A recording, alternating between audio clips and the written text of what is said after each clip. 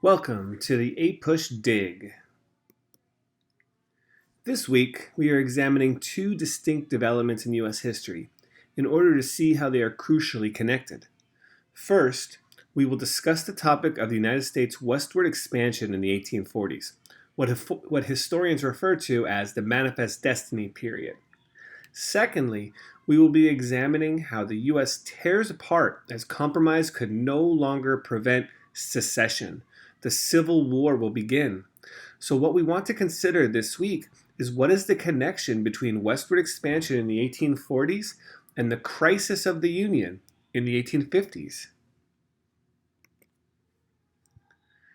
The United States' acquisition of lands in the West gave rise to contests over the extension of slavery into the new territories. In each phase of the U.S.'s expansion, from the Louisiana Purchase to the war with Mexico, American politicians tried to downplay the most crucial question: would the institution of slavery be permitted to also expand?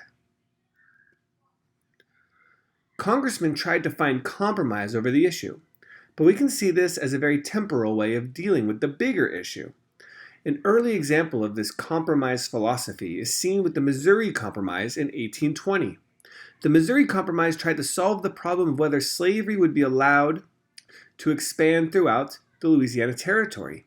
Here, Missouri would be admitted as a slave state, and an imaginary line would be drawn through the territory at the latitudinal line of 3630. Slavery would be permitted south of that line. Slavery would be banned north of that line. This compromise did last for 3 decades, but it only hid the deeper issue at stake. Would political leaders ever be bold and draw a permanent line against the expansion of slavery? Or would those against slavery keep caving to the desires of the Southern leaders? What made so-called solutions like the Missouri Compromise untenable was the continuing westward expansion of the settler colonial United States. A journalist coined the phrase manifest destiny in the 1840s. Now the settlers had crafted a new racist justification for their endless expansion. Advocates of annexing new western lands like Texas and Oregon argued that manifest destiny and the superiority of American democratic institutions compelled the U.S. to expand its borders westward to the Pacific Ocean. But let's be critical here. This explanation is not sufficient. It's not that America's belief in its own exceptionalism and its democratic institutions forced settlers west. It's that settlers had an insatiable hunger for taking new lands and bringing them under American settlement. Greed comes first. Then comes the racist justifications for why that land greed is okay, and even approved by God himself, as most Americans claimed. This continued settler colonial hunger for more land, new resources, and new markets launched the U.S. into provoking war with Mexico in 1846. By 1848, the war was over, and in the Treaty of Guadalupe Hidalgo, the U.S. had taken half of Mexico's total land. We call this area the Mexican Cession. And as the U.S. added huge new territories to its empire, the dagger question comes up again and again. Will slavery be permitted in the newly acquired territories? Debates over slavery came to dominate political discussion in the 1850s, culminating in the bitter election of 1860 and the secession of Southern states.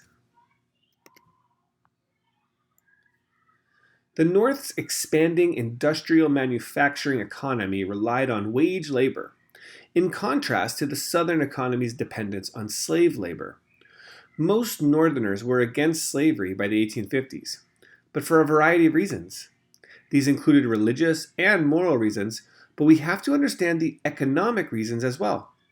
When most Northerners spoke of freedom and slavery, Northern workers and farmers wanted to be free from competition with enslaved labor.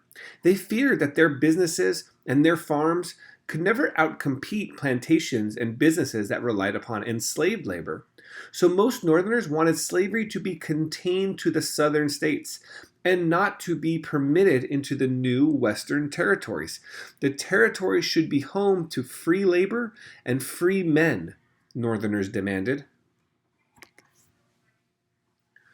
Black and white abolitionists, those who fought against slavery, although a minority in the North, mounted a highly visible campaign against slavery, presenting moral arguments against the institution, assisting slaves' escapes, you may have heard of the Underground Railroad, and sometimes expressing a willingness to use violence to achieve abolition.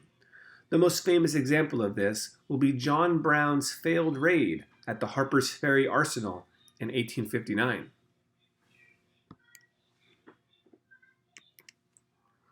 While defenders of slavery based their stupid arguments on racial doctrines, the view that slavery was a positive good, and the belief that slavery and states' rights were protected by the Constitution. In fact, they had a point. The Constitution clearly does protect property, and says that property cannot be taken from someone without the due process of law. And since law recognized enslaved people as property, thus the Constitution, sadly, protected slavery.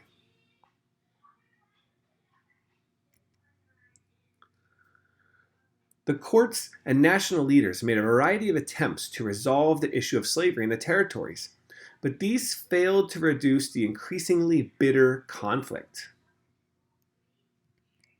First came the Compromise of 1850, with these four parts. California would be admitted as a free state to appease Northerners.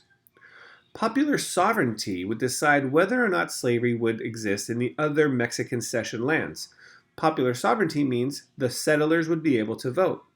This appeased Southerners. The slave trade, though not slavery itself, would be abolished in the nation's capital. And a stronger fugitive slave law was adopted. The fugitive slave law was meant to strike at runaway slaves who sought freedom in the North. 4 years later came the Kansas-Nebraska Act. This law expanded the practice of popular sovereignty to the territories of Kansas and Nebraska. Settlers there would be able to vote whether or not to legalize slavery in the territory when it was ready to apply for statehood. This greatly angered Northerners because both Kansas and Nebraska territories lay north of the Missouri Compromise line of 1820. Slavery should have been banned there. The Kansas-Nebraska Act repealed the Missouri Compromise. Anger over this legislation led Northern Whig Party supporters to forever break with their Southern Party members and form a new mass anti-expansion of slavery political party, the Republican Party.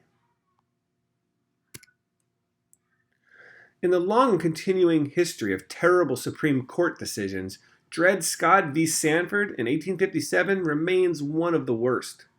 Scott, an enslaved man, had sued for his freedom after his master died on account of his living in a free territory, Wisconsin, for a number of years. But the Supreme Court, led by the Andrew Jackson-appointed Chief Justice Roger Taney, disagreed. Roger Taney asserted that Scott had no right to sue in a federal court because the framers of the Constitution never intended black people to be citizens. Taney does not say slaves, he says black people. Further, Congress did not have the power to deprive any person of property. Therefore, if slaves are property, then Congress could not exclude slavery from any federal territory.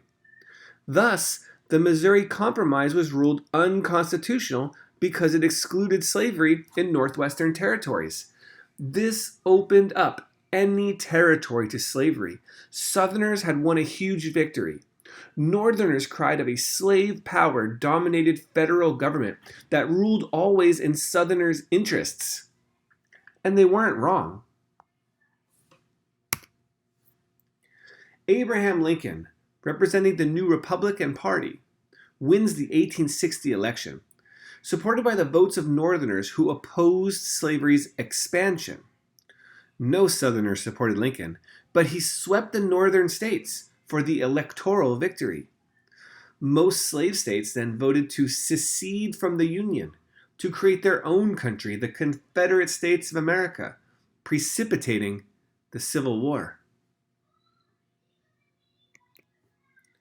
In April of 1861, when Southern forces fired upon the federal Fort Sumter in Charleston Harbor, the Civil War had officially begun. So let's reflect on change during the decade of the 1850s, a most turbulent decade. The U.S. had already acquired Texas, the Oregon Territory, and all the Southwest in the 1840s. The U.S. conquer of land from the Atlantic Ocean to the Pacific Ocean was complete. But the further west the U.S. expanded, the deeper and more irreparable the divide between the interests of the southern states and the northern states became. A series of crises in the 1850s, all over the expansion of slavery into the new territories, tore the nation in two. A civil war will begin in 1861.